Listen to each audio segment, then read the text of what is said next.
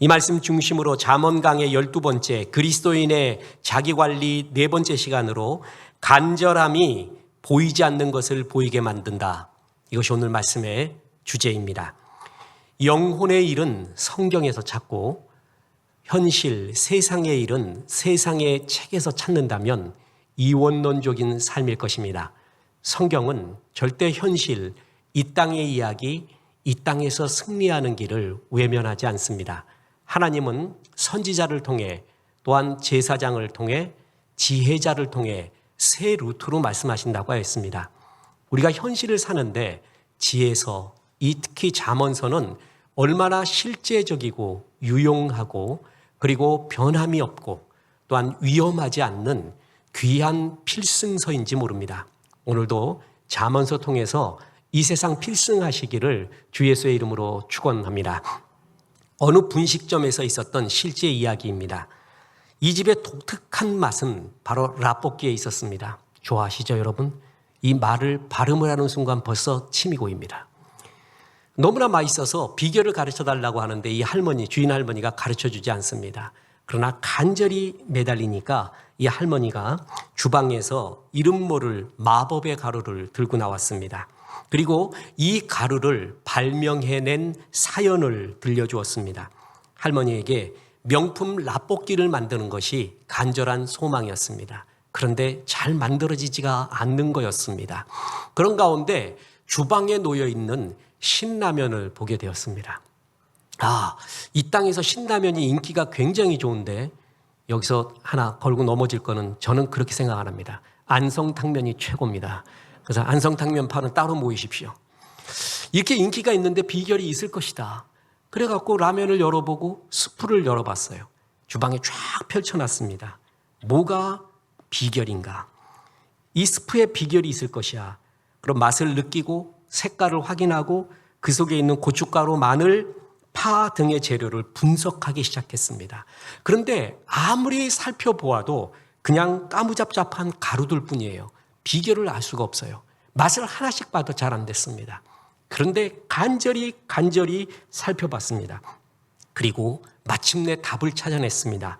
그 확신에 영감을 준 가루의 정체가 뭐냐면 표고버섯을 말린 가루였습니다.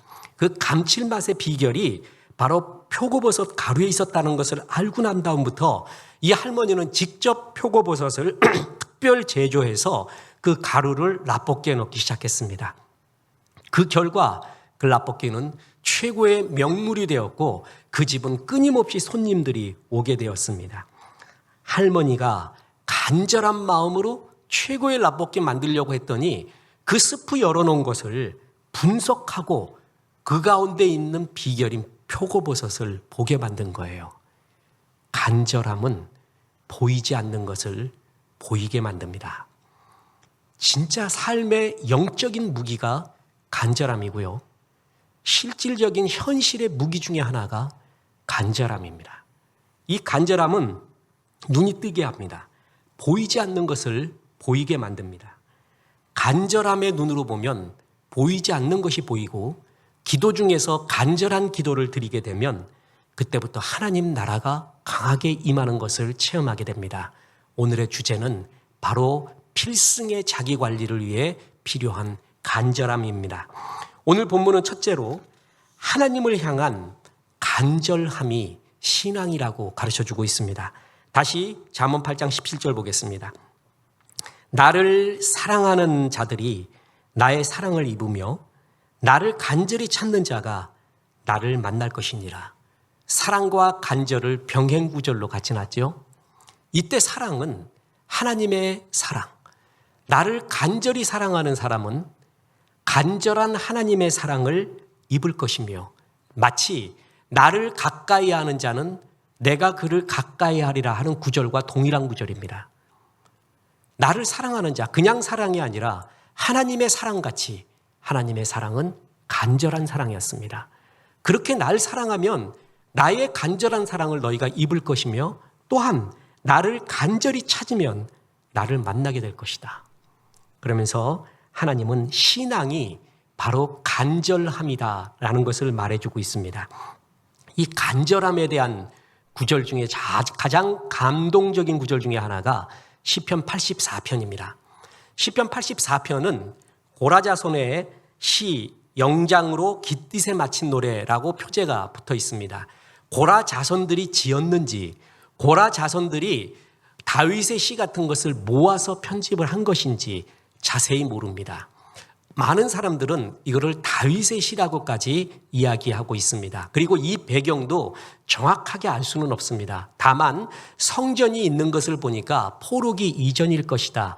또한 어떤 경우인지는 모르지만 이것을 기록한 시인은 하나님 나라의 예배의 영광을 본 사람인데 지금 어떤 이유에서든지 그 예배를 보지 못하는 형편, 대적에게 쫓기든지 고난을 당하고 있든지 그런 가운데 그 예루살렘 예배의 아름다움을 사모하며 썼던 시다라는 그러한 말입니다. 그 시편 84편에 보면 이런 구절이 나옵니다. 만군의 여호와여, 주의 장막이 어찌 그리 사랑스러운지요. 내 영혼이 여호와의 궁전을 사모하여 쇠약하며 내 마음과 육체가 살아계시는 하나님께 부르짖나이다. 얼마나 사모하면 쇠약했습니까? 나의 왕, 나의 하나님, 만군의 여호와여, 주의 제단에서 참새도 제 집을 얻고 제비도 새끼들 보금자리를 얻었나이다. 아마 예배드렸던 그때를 회상하며, 아니 어떻게 잠깐 기회가 되어 예배를 드리고 난 다음에 예루살렘 교회에서요, 그 위를, 처마 위를 살짝 봤나 봅니다. 그랬더니 제비집이 있어요. 참새집이 있어요. 이 시편 시인은 말합니다. 제비야, 참새야, 니네들이 참 부럽구나. 참 좋구나. 너는 이 영광스러운 예배당에서 영광스러운 예배의 모습을 언제나 보는 것이 아니냐. 너희처럼 복된 게 어디냐. 제비야, 참새야, 참 부럽다 하는 예배를 향한, 예루살렘을 향한, 교회를 향한 간절함, 사모함, 그가 시편 84편에 구구절절히 배어 있습니다. 그러면서 84편 5절에 이런 구절이 나옵니다. 주께 힘을 얻고 그 마음에 시온의 대로가 있는 자는 복이 있나이다. 우리는 복이 있다고 할 때 오복을 소유한 사람, 그 사람은 복이 있다고들 흔히 세상에서는 말합니다. 성경의 복은 한 걸음 더 위의 복이죠. 그 마음의 시온의 대로, 시온은 예루살렘을 의미하죠. 예루살렘의 성전을 의미합니다. 그 마음에 예루살렘 성전으로 향하는 길, 그것을 사모하는 마음, 그래서 늘 그 길이 내 가슴 속에 있는 사람, 그 길로 가는 설레임과 사모함과 간절함이 있는 사람, 마음의 시온의 대로, 지금 현대로 말하면 교회요, 예배입니다. 그 예배에 대한 간절함과 사모함이 마음의 길로 쫙 깔려있는 사람, 그 길을 그토록 사모하는 사람, 그 사람은 복이 있다고 합니다. 교회 옆에 집을 보고 말합니다. 이 집은 참 복받았구나. 새벽 예배, 아니 기도회, 어느 때건 예배당에 갈 수가 있구나. 어느 때든 마음껏 예배 드릴 수 있는 곳, 얼마나 좋을까, 얼마나 기쁠까. 나 이렇게 멀리서도 오면서 항상 예배의 길, 예배를 향한 간절함이 있는 사람이, 그 사람이 복이 있다는 겁니다. 복음의 핵심, 바로 이 간절함입니다. 어떤 목사님은요, 포도원 품꾼의 비유, 탕자의 비유, 이 두 가지를 성도들에게 100번 이상 들려주라고 권면하는 원로 목사님이 있습니다. 그리고 그 말씀에 진짜 아멘, 그 말이 맞습니다 하고 좋아하잖아요. 그러면 복음의 핵심을 잘 설명한 것이라고 그렇게까지 말할 정도로 복음의 핵심이 들어가 있는 것, 신앙의 핵심이 들어가 있는 것이 바로 포도원 품꾼의 비유, 그리고 탕자의 비유입니다. 근데 아세요? 저는 진짜 이런 사람 보기도 했고 만나기도 했었습니다. 포도원 품꾼의 비유, 탕자의 비유가 잘못됐대요. 그건 그렇게 해서는 안 된대요. 그 말은 가로치고 뭐예요? 하나님이 이런 말 잘못했다는 거예요. 그 사람은 그런 것이 정말 은혜가 안 되는 사람의 특징이 뭔지 아세요? 마음에 진짜 바리새인과 서기관이 들어가 있는 사람이에요. 그런 마음으로 사는 사람은 포도원 품꾼의 비유나 또한 탕자의 비유가 싫습니다. 자, 마태복음 20장에 보면 이른바 포도원 품꾼의 비유가 나오는데요.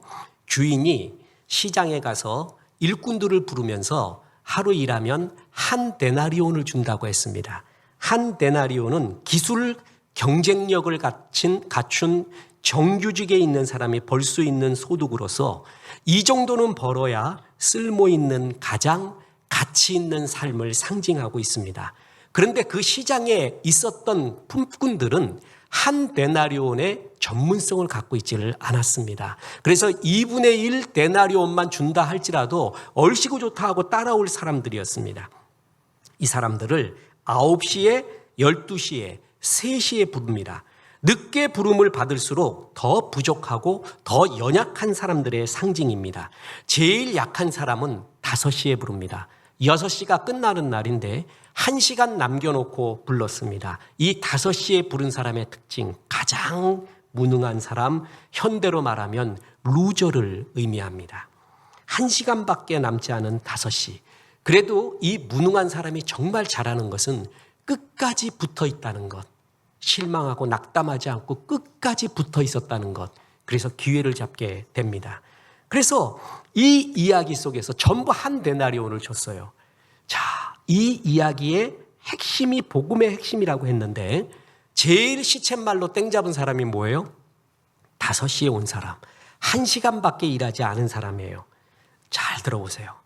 1시간밖에 일하지 않았는데 이 사람의 마음에는 이 사람은 한 데나리온 받았어요. 그러면 추측해 봅시다. 이건 IQ가 100 이하래도 50 정도 돼도 충분히 추측할 수 있어요. 한 데나리온 받고 이 사람 마음이 어땠을까요? 너무 고마웠지요. 미안했지요. 그리고 이 데나리온이 너무 간절했어요.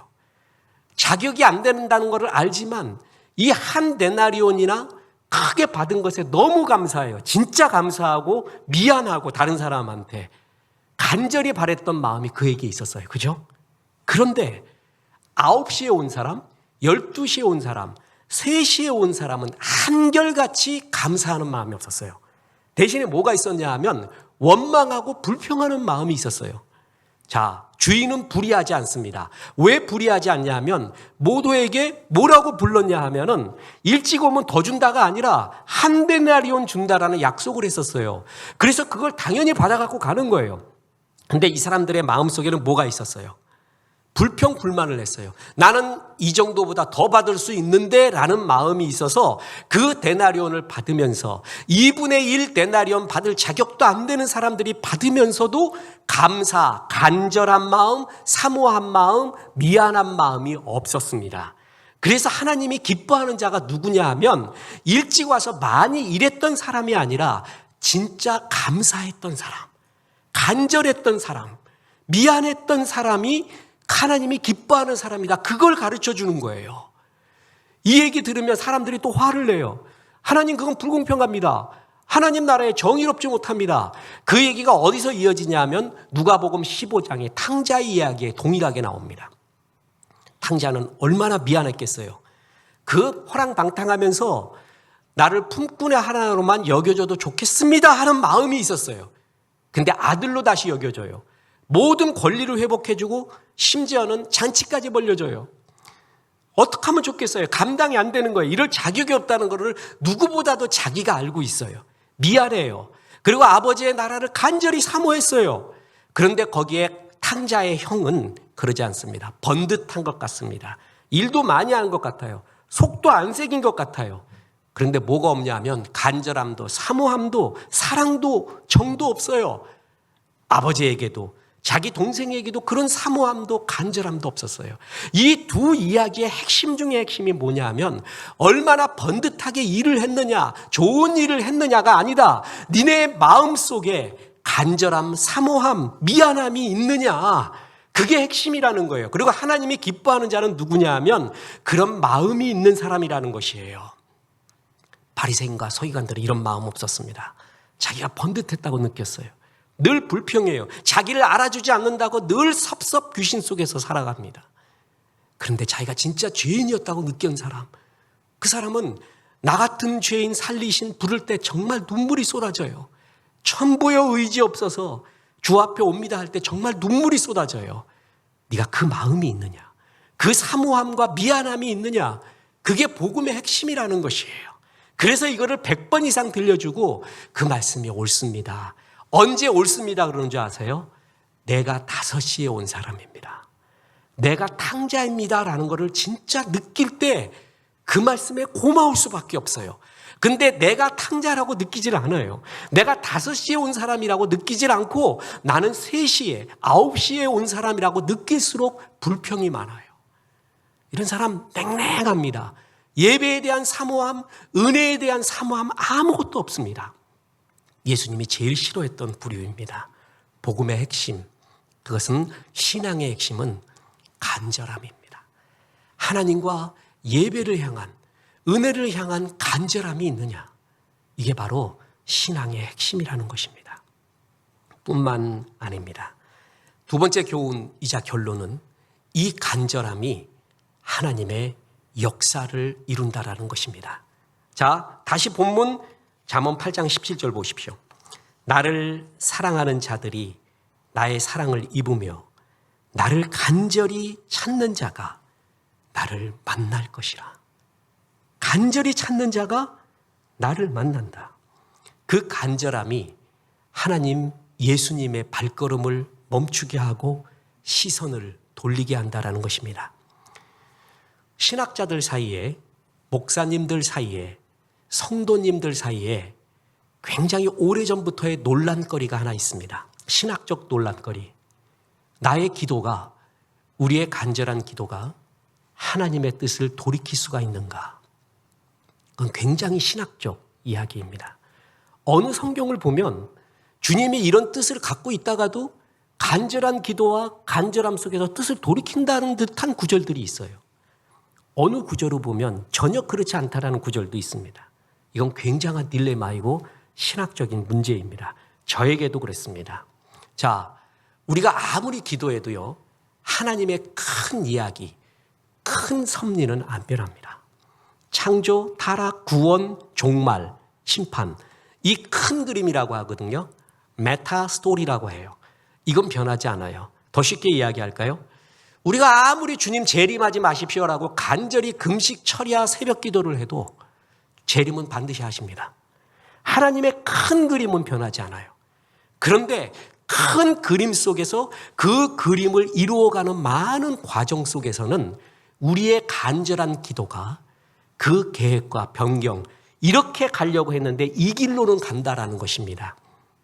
제가 이렇게밖에 설명을 못해서 죄송합니다. 하나님의 큰 섭리는 변하지 않아요. 그런데 우리의 간절한 기도는 그 섭리 속에 있는 수많은 과정들이 있거든요. 그 과정의 길은 우리의 기도로 변경도 가능하다라는 것입니다. 이것이 얼마나 중요한 섭리인지 모릅니다. 기도가 그토록 중요합니다. 어떤 분은 얘기합니다. 간절히 기도해서 하늘 보좌를 흔들어라. 그래서 간절히 기도하래요. 어떤 분은 얘기합니다. 우리가 하늘 보좌 흔들면 큰일 난다. 다 만든 얘기예요. 하늘 보좌는 하나님의 큰 섭리는 변하지 않아요. 그러나 그 가운데 그것을 이루는 수많은 과정 가운데 수많은 길들은 우리의 기도함으로 주님이 그 길들을 다른 길들로 계속 보여주는 과정들이 있다라는 것입니다. 자, 나를 간절히 찾는 자는 하나님의 발걸음을 멈추게 합니다. 그 대표적인 예가 소경 바디메오, 그리고 혈류병 앓던 여인의 이야기입니다. 맹인이자 또한 거지였던 바디메오는 길가에 앉아 있다가 예수님이 지나간다는 소식을 듣고 소리를 지르기 시작합니다. 마태복음 10장 47절 보세요. 나사렛 예수시란 말을 듣고 소리질러 이르되 다윗의 자손 예수여 나를 불쌍히 여기소서 하거늘. 소리 지릅니다. 나에게 카드는 이거밖에 없다는 거예요. 그게 바로 소리 지름의 뜻입니다. 주님밖에 없습니다.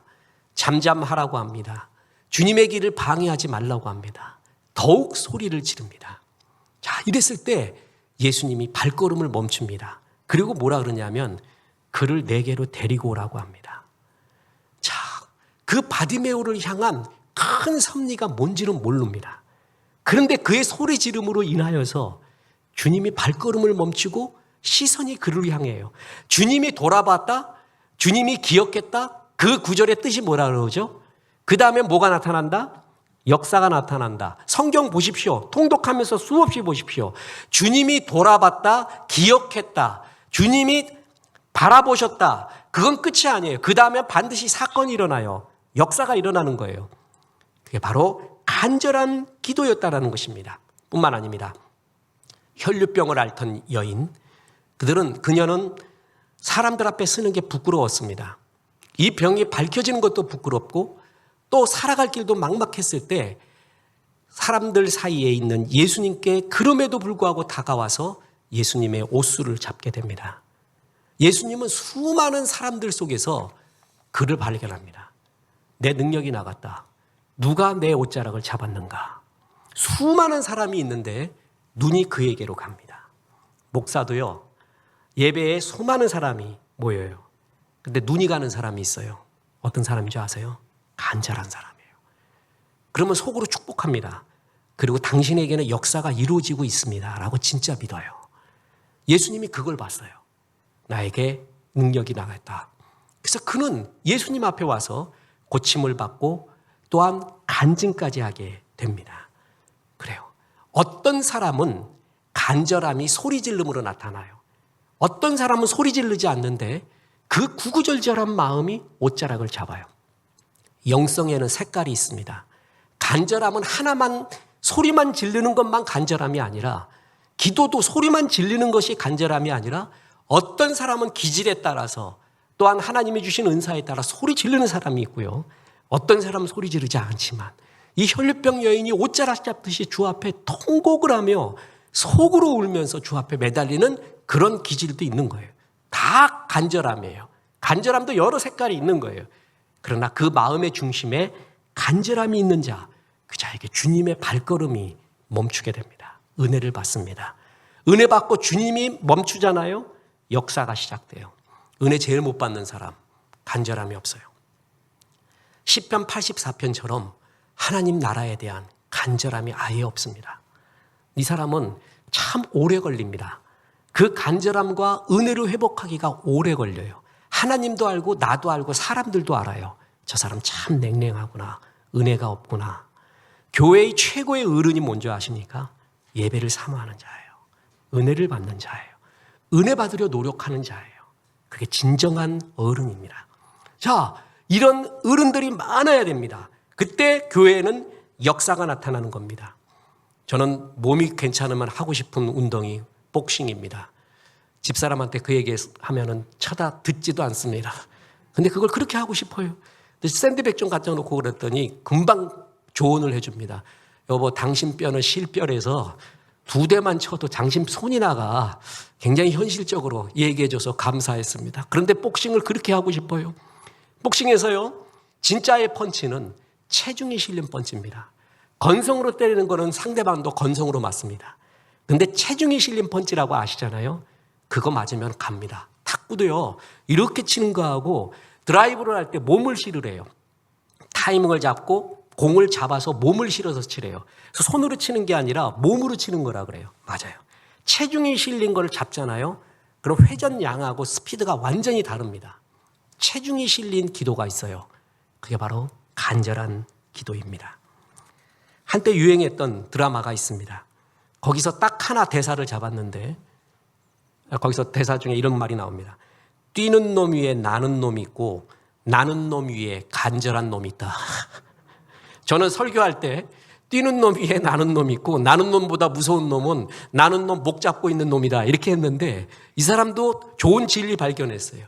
뛰는 사람보다, 나는 사람보다 더 강력한 힘을 가진 사람이 간절한 사람이라는 거예요. 세상 승리의 법칙은 3가지가 있어요. 그 중에 하나가 간절함이에요. 간절함 없으면 절대 승리 못합니다. 어슬렁어슬렁해서 되는 일은 이 세상에 하나도 없습니다. 하나님이 우리의 문제를 해결해 주는 방법 중에 하나가 문제 자체를 없애주는 거예요. 그리고 또 하나는 문제는 그대로 있는데 내 수준을 높여주는 거예요. 그것도 문제를 해결하는 주님의 방법 중에 하나입니다. 바울의 가시 같은 것이 대표적인 예지요. 자, 보십시오. 메뚜기한테 1cm의 상처, 아니 파리한테 1cm의 상처는 완전히 치명적입니다. 생명의 위험을 느낍니다. 근데 동일한 1cm의 상처인데 코끼리한테 났다고 쳐보십시오. 아무것도 아닙니다. 다시 말합니다. 동일한 상처입니다. 동일한 상처인데 파리한테 하면은 죽을 병이 걸리는 거고요. 코끼리한테는 아무렇지도 않습니다. 뭐의 차이예요? 덩치, 수준의 차이입니다. 간장종지 같은 물컵에 소금 한 주먹을 넣습니다. 짜서 못 먹습니다. 근데 동일한 소금 한 주먹을 호수에다 뿌렸습니다. 호수는 소금이 들어왔는지 안 들어왔는지도 모릅니다. 동일한 소금인데, 동일한 문제인데, 동일한 고난인데 그 사람을 받는 그 고난을 받았던 사람의 그릇이 얼만가, 수준이 얼만가에 따라서 그것은 치명적이 될 수도 있고 아닐 수도 있다라는 것입니다. 자, 지난번 선교사님 간증을 드렸죠. 선교 배를 타고 가고 있는데 앞에 암초가 있더래요. 이 배가 꼬물배라 가지고 암초에 거의 부딪힐 것 같다고 합니다. 이게 급히 틀만한 능력이 안 되나 봐요. 이제 죽었다. 주님, 저 암초를 제발 없애주십시오라고 했는데 암초가 없어지지 않았습니다. 그럼 어떻게 되는 거예요? 파손하게 되잖아요. 근데 무사히 지나갑니다. 암초가 안 없어졌는데요. 갑자기 어떤 기적이 일어나냐 하면 강의 양 옆구리 실개천에서 물들이 갑자기 유입이 되더래요. 그래서 강의 수위가 높아지더래요. 그래서 암초 위를 지나가 버린 거예요. 다시 말씀드립니다. 암초는 그대로입니다. 근데 수준이 높아졌어요. 물 수위가. 그랬더니 지나갑니다.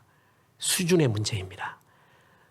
나에게 문제가 있는 걸 문제 없애달라는 것도 중요하지만 이 문제가 가볍게 여겨지는 내 수준을 높여달라, 그릇을 높여달라는 기도도 굉장히 중요해요. 어찌 보면 더 중요해요. 문제는 하나는 없어졌지만 계속 생길 수가 있거든요. 하나님이 내 수준을 높여주는 가장 무기를 줄 때가 있어요. 그게 뭐냐 하면 간절함이에요. 간절함이 내 수준이에요. 간절함이 내 영적인 수준이고요. 세상의 승리의 열쇠예요. 그게 바로 하나님이 그래서 내 수준 높여달라는, 그릇 높여달라는 나에게 주시는 기도의 응답이 간절함으로 주는 거예요. 보세요. 흔히들 우리는 마태복음 7장을 이야기하면서 기도 응답의 두 가지의 요소를 말합니다. 하나는 하나님의 은혜입니다. 또 하나는 우리의 간절한 기도예요. 마태복음 7장 7절부터 보세요. 구하라, 그리하면 너희에게 주실 것이요. 찾으라, 그리하면 찾아낼 것이요. 문을 두드리라, 그리하면 너희에게 열릴 것이니 구하는 이마다 받을 것이요. 찾는 이가 찾아낼 것이요. 두드리는 이에게 열릴 것이니라. 여기서 구하라, 이거는 주는 자의 마음에 달렸어요. 우리가 아무리 구해도 하나님이 안 주면 끝나는 거예요. 구하라, 주님의 영역입니다. 하나님의 은혜죠. 문을 두드리라, 이거는 열어주는 사람의 마음에 달렸습니다. 내가 아무리 두드려도 문을 안 열어주면 끝이에요. 이것도 하나님의 영역이에요. 그러나 하나 남은 찾으라, 그것은 찾는 자의 열심과 열정, 간절함이 있어야 됩니다. 기도의 응답에 세 가지 요소 중에 두 가지가 하나님의 은혜지만 하나는 우리의 간절함, 찾고자 하는 주 앞에서의 간절함이 있어야 됩니다. 그게 기도를 응답받을 수 있는 중요한 요건입니다.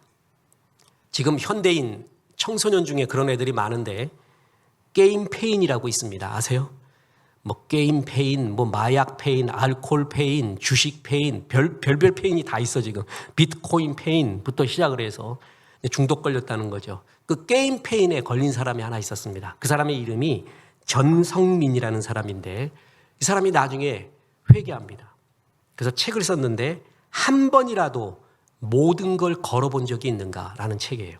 그러니까 지금 우리 공용도서도 비치되어 있습니다. 이 사람이 게임에서 벗어나서 행정고시, 사법고시 두 고시를 패스합니다. 그래서 멋지게 살아가고 자기는 이 고시 패스에서 이제 성공한 인생이 되었다라는 것보다 이런 게임 중독에 걸리거나 아픔이 있는 사람에게 자기의 경험을 이야기해 주면서 그들이 일어나는 것을 보람으로, 그것이 진짜 보람이죠. 그게 진짜 목적으로 삼습니다. 게임에서 배운 게 하나가 있대요. 저는 그게 뭔지 모르는데 뭐 무기를 들고 싸우는데요. 그 무기가 좋아야 이기는데 그 무기가 어떻게 구하냐면 돈을 내야 무기를 구하는 게 있대요. 그래서 내가 꼭 이 게임에서 이기고 싶은데, 저 친구를 이기고 싶은데 좋은 무기를 가지기 위해서 돈을 다 들여갖고 무기를 샀다는 거예요. 그래서 기어코 이겼대. 게임에서 배운 한 가지, 게임도 간절해야 이긴다. 게임도 간절하고 집중해야 이긴다는 거 하나 배우고, 내가 이 게임에서 벗어나면서 내가 사법고시를 준비했어요. 행정고시를 준비했어요. 이겼어요. 다 패스했어요. 그 핵심 키워드가 뭐냐? 간절함이라는 거예요. 정말 간절히 원하고 간절히 이기고자 하는 마음이 들었대요. 그게 승리의 요인. 다시 말합니다. 내 수준은 간절함에 달려 있습니다. 알리바바를 창설한 마윈이 많은 사람들이 실패하는 이유가 돈이 없어서가 아니라 돈이 많아서라고 합니다. 그 이유가 뭐냐면 내가 가진 것이 많을수록 다른 선택의 여지가 많아서 결국 없어지는 게 뭐냐면 간절함이 없어진대요. 간절함 없어지면 끝이래요. 그럼 있는 것도 다 날리고 생의 생기도 없어지고 윤기도 없어지고 다 날린대요. 포브스가 선정한 미국의 부자들이 있잖아요. 그 최고의 부자들이 되도록 그 미국의 정말 좋은 문화 중에 하나는 도네이션을 참 많이 하죠. 미국의 교회가 큰 이유도 그겁니다. 도네이션을 많이 합니다. 그리고 한국의 문화는 자식한테 물려주는 건데 거기는 도네이션들을 많이 했어요. 자식한테 그러면 물려주는 게 뭘 제일 물려주고 싶은가라고 말할 때 돈의 흐름. 그러면 진짜 부자는 뭐냐면요. 3가지 종류가 있는데 가만히 있어도 돈 번다. 그게 진짜 부자. 죽으라고 일해야 지금 내 상태를 유지한다. 그게 보통 사람. 죽으라고 일해도 계속 가난해진다. 이게 진짜 가난한 사람이거든요. 제일 위에가 어떤 금융 상품을 갖고 있는 사람의 상징이죠. 유대인들이 그것을 많이 갖고 있잖아요. 최고의 부자들이 그 돈의 흐름을 알게 한다. 노동을 안 해도 벌 수 있는 법을 가르쳐준다. 세계 경제의 흐름을 가르쳐준다. 그런 게 아니래요. 진짜 자식에게 가르쳐주고 싶은 1위가 뭔지 아세요? 간절함이에요. 아들아, 치열함이 있어라. 마음에 간절함이 있어라. 그게 세상을 이기는 힘이다라는 것입니다. 세계 최고의 상술은 유대인입니다. 그런데 우리나라에도 이 유대인의 상술, 유대인의 상인 만큼 그에 못지않은 최고의 상인이 있는데 개성상인입니다. 잘 아실 겁니다. 나이 드신 분들은 특히 더 잘 알 겁니다. 개성상인은 우리나라 최고의 CEO, 최고의 상인입니다. 으뜸 장사꾼이었어요. 근데 이 개성상인에 대한 책을 읽어보잖아요. 절대로 그냥 저절로 만들어지는 게 아닙니다. 혹독한 훈련의 과정을 거치는데 개성상인의 아들을 9년간 기본 훈련을 시킨다고 합니다. 장돌뱅이로 보냅니다. 3년 동안에 전국 장터를 돌게 합니다. 물류의 흐름을 몸으로 느끼게 합니다. 그리고 하루에 한 끼 먹어라. 그 한 끼도 푸짐하게 맛난 건 먹지 말고 저녁에 한 끼 먹는데 술찌개미 같은 걸 먹어요. 그래서 돈을 아끼고 배고픔을 알고 그때 치열함을 배우게 하라는 것입니다. 그렇게 살았어요? 속이 든든하고 얼큰하면 배고픔을 잊고 잠을 쉽게 든다는 거예요. 그래갖고 정신력이 안 키워진대요. 저는 제 아들과 딸이 있다면 이렇게 절대 못 키웁니다. 그런데 그렇게 키워요. 왜냐하면 너무나 소중하기 때문에 소중한 거를 가르쳐 주려고 그렇게 키워갔어요. 그 다음에 그렇게 장돌뱅이 생활을 하잖아요. 그 다음에 3년 동안에 친구의 가게에서 점원 노릇을 합니다. 그 3년 동안에 배우는 게 뭐냐면 주인한테 순종하는 법, 동료와 어울리는 법을 배우게 합니다. 그리고 마지막이 뭐냐면 아버지 밑에서 배우는 거예요. 개성상인의 최고의 고비가 아버지 밑에서 배울 때라고 합니다. 제일 힘들 때 아무튼 이게 아버지인가 싶더래요. 그 정도로 혹독하게 훈련을 시켜서 개성상인이 만들어집니다. 그러면 어디다 갖다 내놔도 다 살아나온대요. 다 이기고 나온대요. 막강한 전천후 폭격기가 되는 거예요. 마치 하나님이 사랑하는 사람을 광야로 보내잖아요. 색동옷을 벗기고 맷집을 키우잖아요. 어떤 경우와도 이기는 힘을 기르잖아요. 개성상인이 그렇게 길러요.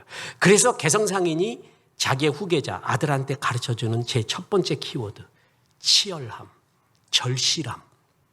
그건 다른 말로 하면 뭐예요? 간절함이라는 거예요. 내 수준은 저 사람이 정말 간절함이 갖고 있느냐, 그 사람은 이겨요.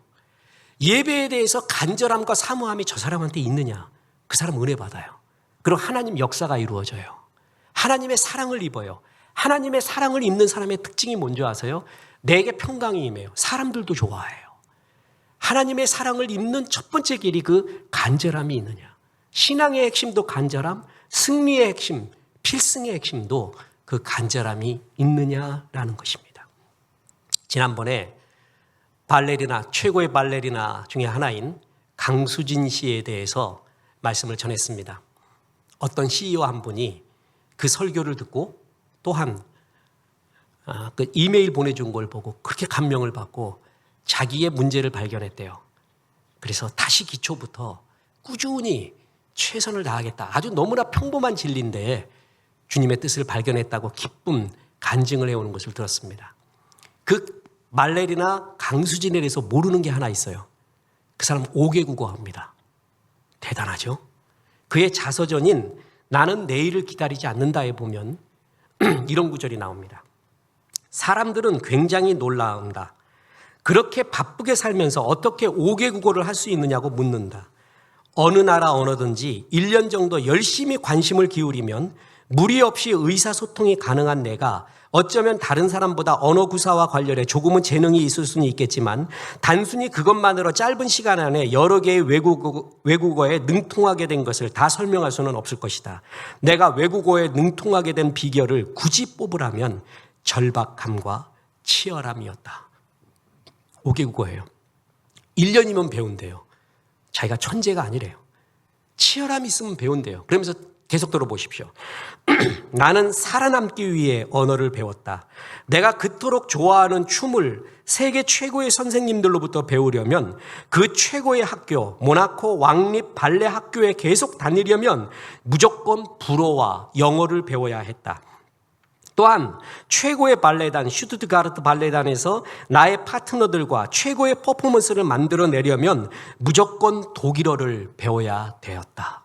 영어, 불어, 독어. 발레 때문에 배웠대요. 그리고 터키어까지 배웁니다. 이유가 뭔지 아세요? 자기 남편. 남편이 터키 사람입니다. 이 사람이 같이 이런 춤을 추고 또한 철학적이에요. 아내한테 한 가지 소원이 있대요. 아내요, 나와 더불어 모국어인 터키어로 얘기했으면 좋겠대요. 그 감성을 느껴보고 싶대요. 우리가 외국인이 우리는 한국말 할 때 느껴지는 감성이라는 게 있잖아요. 친근함이라는 게 있잖아요. 그렇게 느껴지고 싶대요. 아내를 참 사랑한 거예요.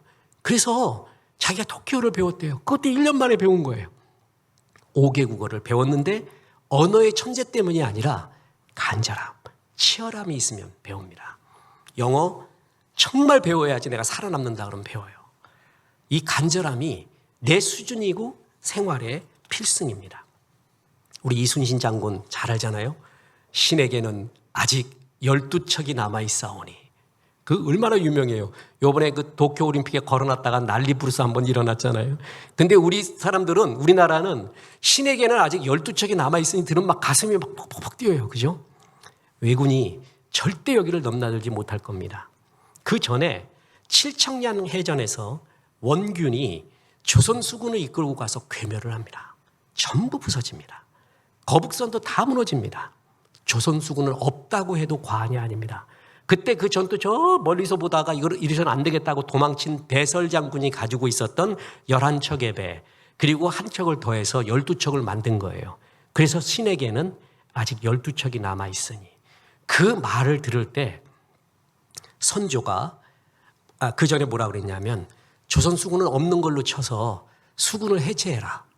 그리고 권율이 이끄는 삼도 통제사에 들어가라 수군아 이랬단 말이에요. 이순신은 안 된대요. 신에게는 아직 12척이 있습니다. 수군은 살아있습니다. 신과 12척이 있는 한 왜군은 여기를 넘나들지 못할 겁니다. 절대 보급선을 띄우지 못할 겁니다. 그때 느껴지는 그 단어에 느껴지는 게 뭐예요? 치열함이죠. 간절함이에요. 그 간절함이 있었기 때문에 명랑해전이라는 세계 해전사의 3대 해전사에 빛나는 지혜가 거기서 나온 거예요.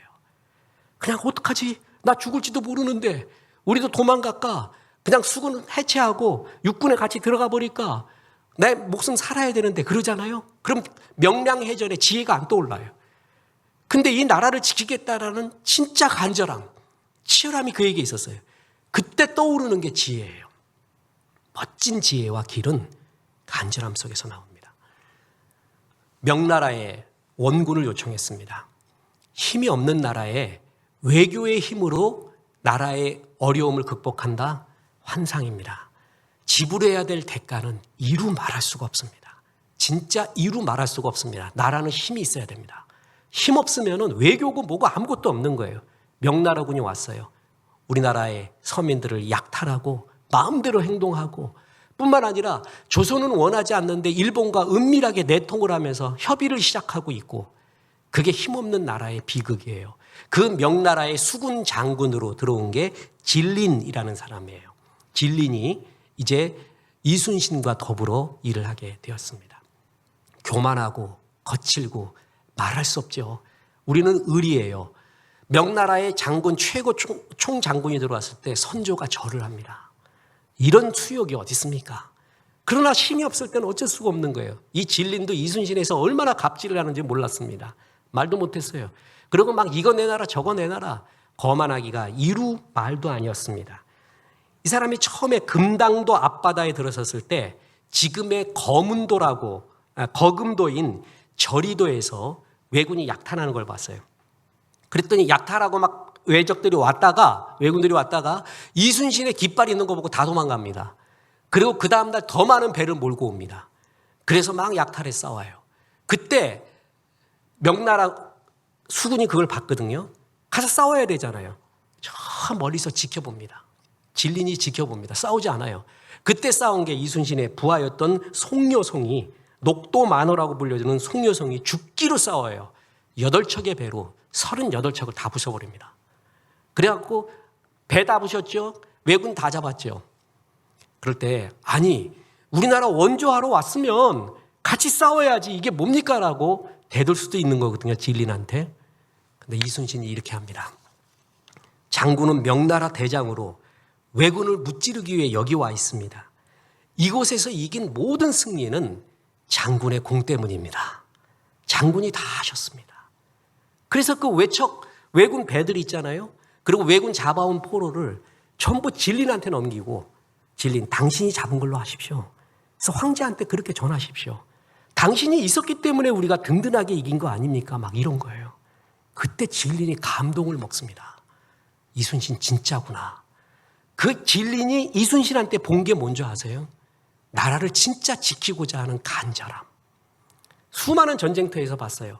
장군이 돼서 얼마나 공을 세우고 싶고 나라가 어떻게 되건 뭐가 어떻게 되건 내가 높아지기를 원하고 내가 공을 세우고 싶고 그게 장군의 일반적인 마음인데 그 공을 다 내려놓고 진짜 나라를 생각하는 거예요. 이런 사람이 어디 있는가? 진린이 감동 먹습니다. 그래서 협조 잘합니다. 나중에 명나라 황제한테 또한 선조한테 이순신은 야라고 했어요. 이야, 노야라고 불렀습니다. 야가 뭔지 아세요? 살아있는 신, 최고 존경하는 어른을 의미합니다. 거기서 감동 먹은 거예요.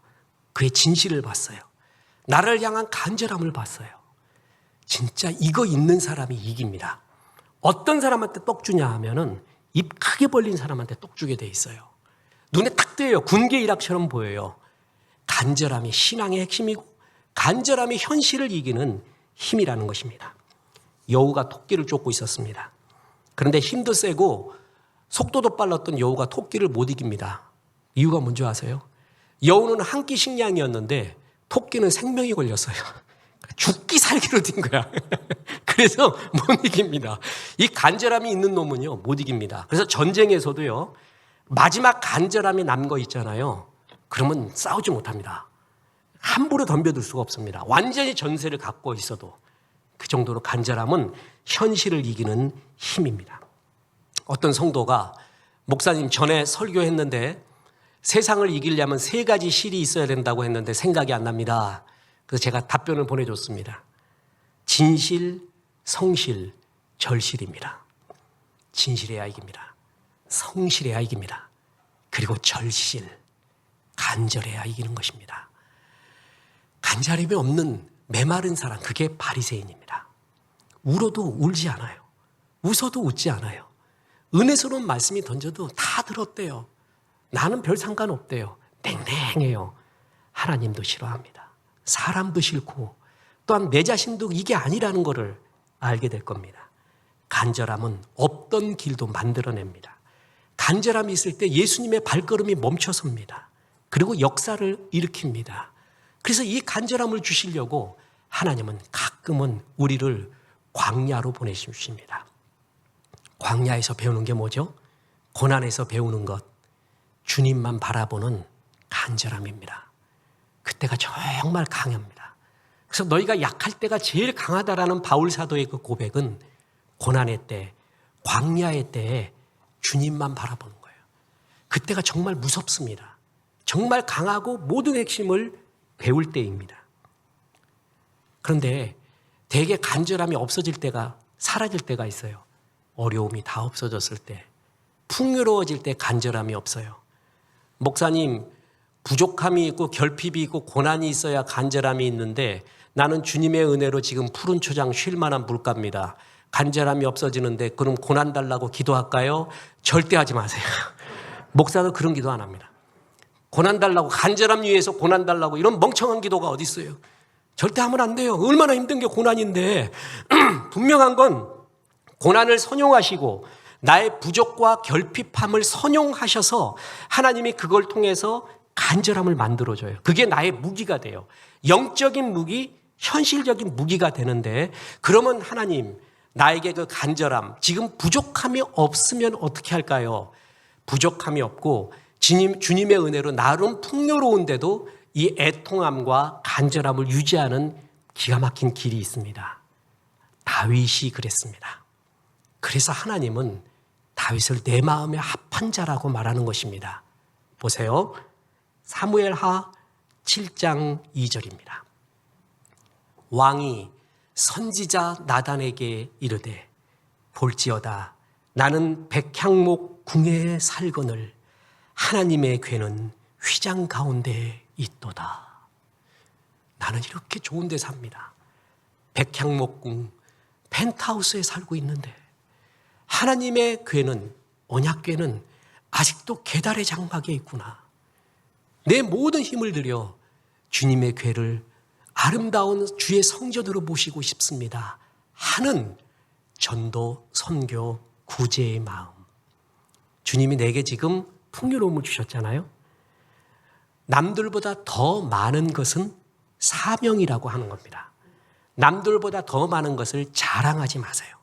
남들보다 하나님이 나에게 더 준 지혜, 더 준 건강, 더 준 열정, 시간, 더 준 물질은 자랑하라고 준 게 아니라 남들보다 더 많은 것은 사명을 의미합니다. 남들보다 더 적은 것은 기도하라고 한 거예요. 겸손을 배우고 이웃과 동행하라고 한 거예요. 나는 지금 백향목궁의 거예요. 그래서 간절함이 없어지지 않았어요. 만군의 여호와여, 주의 장막이 어찌 그리 사랑스럽고 아름다운지요. 나의 왕 나의 하나님, 참새도 제 집을 얻고 제비도 새끼들 보금자리를 주의 전에 두었습니다 하고 그 사모하는 마음이 그가 광야를 거치고 백향목 궁에 거할 때에도 사라지지 않았어요. 그러면서 뭐냐 하면은 하나님이 원하시는 언약궤를 주의 성전에 모시고 싶습니다. 그 마음으로 이전해 갑니다. 풍요로움은 전도하라는 마음이에요. 선교하라는 마음이에요. 구제하라는 거예요. 전도, 선교, 구제를 향한 불쌍한 영혼을 생각하잖아요. 저절로 간절함이 떠올라요. 지혜가 떠올라요. 어떻게 하면 전도할 수 있겠다. 어떻게 하면 선교할 수 있겠다. 지금 선교사님들 간증, 또한 이런 코로나 맞아가지고 비참에 처해 있는 영혼들의 이야기를 들으면 가슴이 뛰는 거예요. 주님이 내게 이래서 많은 것을 주셨구나. 이들을 전도하고 싶다. 이들을 선교하고 싶다. 구제하고 싶다. 그 마음 쪽으로 마음을 이전해 가보십시오. 그러면 다시 간절함과 애통함과 윤기남과 처절함이 생겨나요. 그 사람이 복이 있는 사람이에요. 마음에 시온의 대로가 있는 사람이 복이 있다는 거예요. 그 애절함이 있는 사람, 사모함이 있는 게 신앙이고, 그것이 있는 것이 현실을 이기는 힘이고 수준이 높아지는 힘이고, 그것이 복이 있는 사람이라고 했습니다. 자, 지금 나에게 부족한 게 많아요. 간절히 기도하십시오. 결핍한 게 많아요. 간절히 기도하십시오. 그때 주님의 발걸음이 멈춥니다. 나에게 지금 풍요로움이 있어요. 나는 백향목궁에 거하고 있어요. 주님이 원하시는 전도, 선교, 구제를 위해서 내 마음과 생각과 열정을 드리기 시작해 보세요. 다시 그 열정이, 다시 그 사모함이, 간절함이 생겨나기 시작합니다. 그러면서 다시 주의 역사를 체험하기 시작을 합니다. 간절함은 없던 길을 있게 합니다. 보이지 않던 것을 보이게 합니다. 닫혀있는 것을 열리게 하고 주님의 발걸음을 멈추게 하고 돌아보게 합니다. 신앙의 핵심은 주님을 향한 간절함입니다. 현실을 이기는 수준, 최고의 열쇠도 간절함입니다. 주님의 나라를, 승리를 간절히 바라는 여러분들이 하나님의 은혜로 승리하시기를 주 예수의 이름으로 축원합니다. 우리 혈류병 여인의 찬송 부르십니다.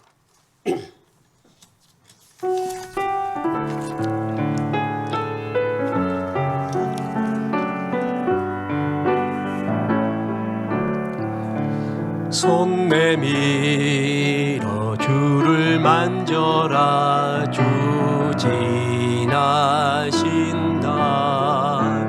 너의 타는 외침을 주 들으시리. 주님 너의 모든 것을 채워주시리. 손 내밀어 주를 만져라. 주 지나신다. 이제는 우리 구주 예수 그리스도의 은혜와 하나님의 크신 사랑과 성령님, 주님 앞에, 이웃 앞에, 삶 앞에 간절함을 회복하라 말씀하심이 이 말씀에 아멘 하며 주의 궁전을 사모하고 주의 궁전을 간절히 사모하기로 기도한 성도들에게 함께 하셔서 이제부터 끝날까지 크신 영광 받으시옵기를 우리 구주 예수 그리스도 이름으로 축원하옵나이다. 아멘.